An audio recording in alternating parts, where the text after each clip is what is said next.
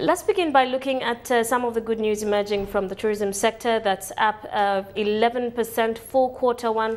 The sector contributes around 11% to GDP. The industry now is trying to get back to the levels we saw in 2007, where it contributed 65.4 billion shillings to the economy. What do you make out of those results? I think the results are very strong numbers, and what we are seeing is the benefit of the magical Kenya theme that has been going around globally. I think we're definitely going to hit the 2007 mark, though the key risk would be the depreciation of the Kenyan currency, which probably would downsize on the profits and on the upside in terms of the looking at the sector as a whole. But in terms of contribution to the economy, it's your third largest contributor to your GDP growth, and it will definitely support the overall GDP growth for this year.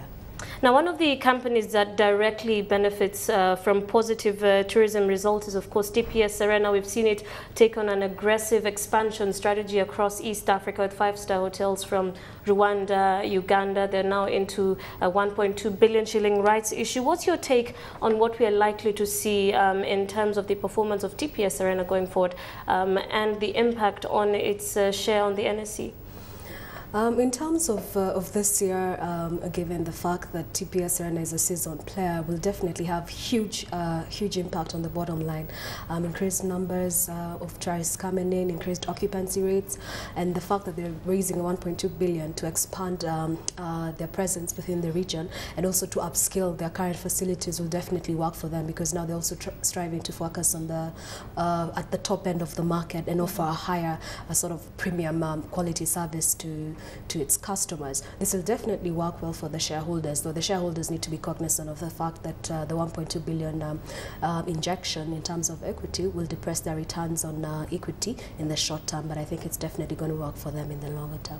Let's look at Kenya Airways. Now, that's a company that has borne the brunt of the economic downturn, which has come in different forms, you know, from fuel and the other global issues that have come towards Kenya Airways. International arrivals have grown to over 300,000 in quarter one alone. It would be interesting to know, you know, how many of these international tourists actually look at Kenya Airways as a, you know, flight of choice. But let's just look at the general impact of the tourism earnings on Kenya Airways. And now that we're expecting to have their results on Friday, what are your expectations? I think the increase in tourist numbers will definitely have an impact on Kenya Airways, though it would be sort of a lagged impact, because if you're saying the number of tourists who are coming in have increased by 11%, this is not enough to actually offload the excess capacity that Kenya Airways has. So in as much as demand is growing, it's not growing at a level that can actually take on the extra capacity that Kenya Airways has. So the trickle effect in terms of the bottom line would probably be would not be significant, because again you have to consider that Kenya Airways takes in input cost in foreign currency. If the Kenya shilling is depreciating against global currencies, that would probably not work in its favor, and it would probably be a nil-nil situation, meaning that the contribution to the profit would not be that much as it would be for the likes of TPS. Looking at the financials that are coming in this year, we definitely expect positive numbers, given that written off the cost of the fuel hedge in the previous year. So definitely this year is going to be a strong year for them, as they report on Friday. We've been seeing a bit of a demand on it at least last week, and it's been supporting at the 53-55 shilling range, coming from a low of 34 halfway through last year.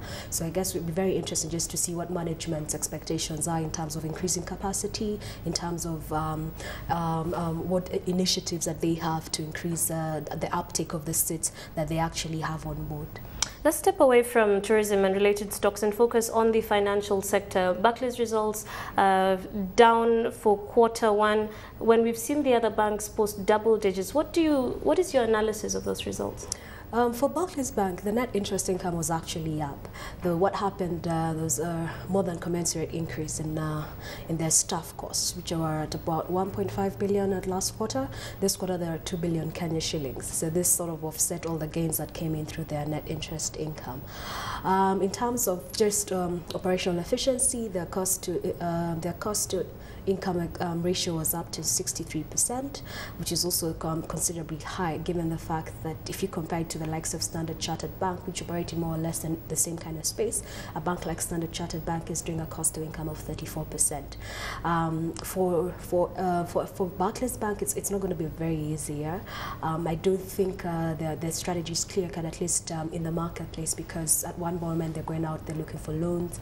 The next moment they're actually trying to get deposits, and actually for this quarter the deposits had declined to 122 billion, and they were slightly over 124 billion at the end of last year. So it would be interesting just to see what strategies are they going to put in place to try and get in more deposits.